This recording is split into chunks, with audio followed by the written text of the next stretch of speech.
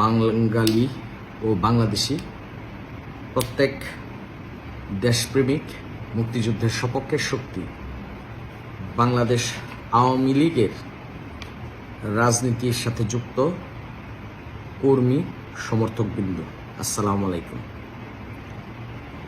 সর্বপ্রথমে আমি বলি যে বাংলাদেশ আওয়ামী লীগ প্রধানমন্ত্রী শেখ হাসিনার পক্ষে কথা বলার পরে যে বা যারা আমার ফেসবুকে সমর্থন করেছেন তাদের এই ভালোবাসা, এই পাশে চলার সাহস আমাকে অনুপ্রেরণা জাগাবে এবং আমি কৃতজ্ঞতা পোষণ করি।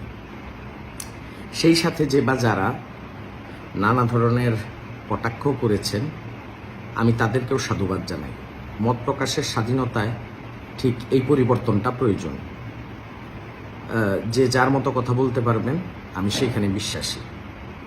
এখানে বলা হয়েছে প্রধানমন্ত্রী শেখ হাসিনাকেই এবং বাংলাদেশ আওয়ামী লীগকে আমি কেন চয়েস করেছি। সর্বপ্রথম প্রধানমন্ত্রী শেখ হাসিনা নিজেও সুফিবাদে বিশ্বাসী, আর সুফিবাদে বিশ্বাসী মানে অবশ্যই উনি ধর্মনিরপেক্ষ এবং ধর্মীয় স্বাধীনতা এবং ধর্মীয় অনুভূতির ব্যাপারটি উনি যথেষ্ট এই ক্ষেত্রে অবিচল থাকেন। মুক্তিযুদ্ধের সপক্ষে শক্তি তার মানে অবশ্যই দেশপ্রেমিক।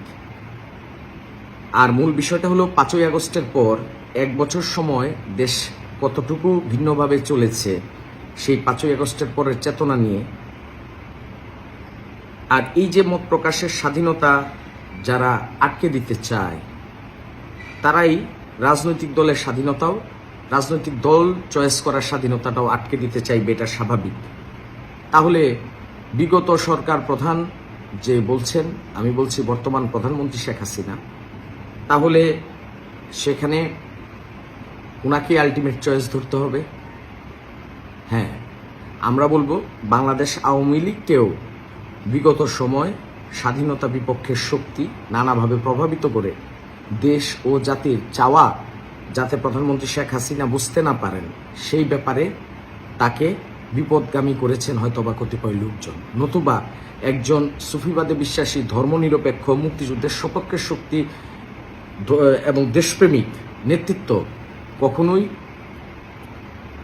এই ধরনের রাজনৈতিক কিছু ভুল ত্রুটি করতে পারতেন না। তাই আমার আলটিমেট চয়েস প্রধানমন্ত্রী শেখ হাসিনা এবং বাংলাদেশ আওয়ামী লীগ। জয় বাংলা, জয় বঙ্গবন্ধু, জয় শেখ হাসিনা, জয় বাংলার জয়। বাংলা, বাংলাদেশের স্বাধীনতা বিশ্বাসী প্রতিটি মানুষের জয়। আসসালামু আলাইকুম।